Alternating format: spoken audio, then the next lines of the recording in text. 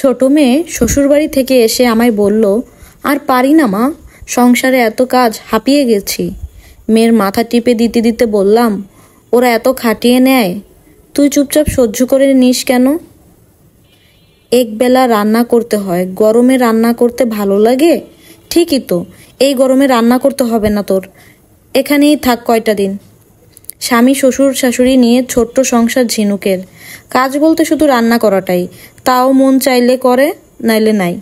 শাশুড়িই বেশিরভাগ করে, ঝিনুকের খচখচে স্বভাবের জন্য। কিছু বলতেও পারবে না। ঘর ঝাড়ু, থালা বাসন মাজা সব কিছু ঝিনুকের শাশুড়িই সামলায়। মেয়ের মাথায় হাত বুলিয়ে দিতে দিতে বললাম, বৌমা এদিকে শুনে যাও তো। বড় ছেলের বউ রান্নাঘরে ছিল, আমার ডাকে ঘরে এসে বলল, কি হয়েছে মা, কিছু লাগবে? ঝিনুকের মাথায় হাত বুলিয়ে দাও। সংসারে মেয়েটা বড্ড খাটে, কয়েকটা দিন ও এখানে একটু আরাম করুক। ঝিনুক বলল, বৌদির গায়ে তো ঘামে জব করছে, লাগবে না মাথা টিপে দিতে। বৌদি তুমি আমার জন্য শরবত করে আনো তো, গলা শুকিয়ে যাচ্ছে। তুমি একটুখানি দাঁড়াও, আমি এক্ষুনি আনতেছি।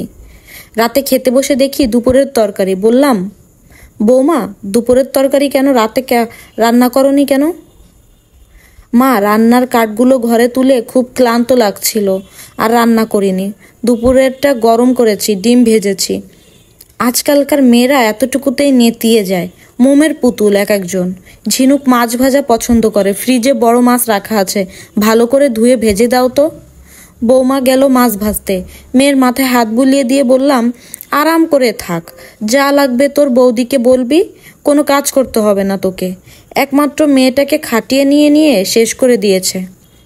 আমি একজন শাশুড়ি মা, মেয়ে একবেলা রান্না করেছে শুনেই বুক হাহাকার করে ওঠে, অথচ বৌমাকে দিয়ে 3 বেলা এতগুলো লোকের রান্না, ঘরের সব কাজ, বাচ্চাদের স্কুলে নিয়ে যাওয়া নিয়ে আসা, 6টা গাভী আছে, ওইগুলা পালন করা, এত কিছু করে নিয়েও কিছু মনে হয় না।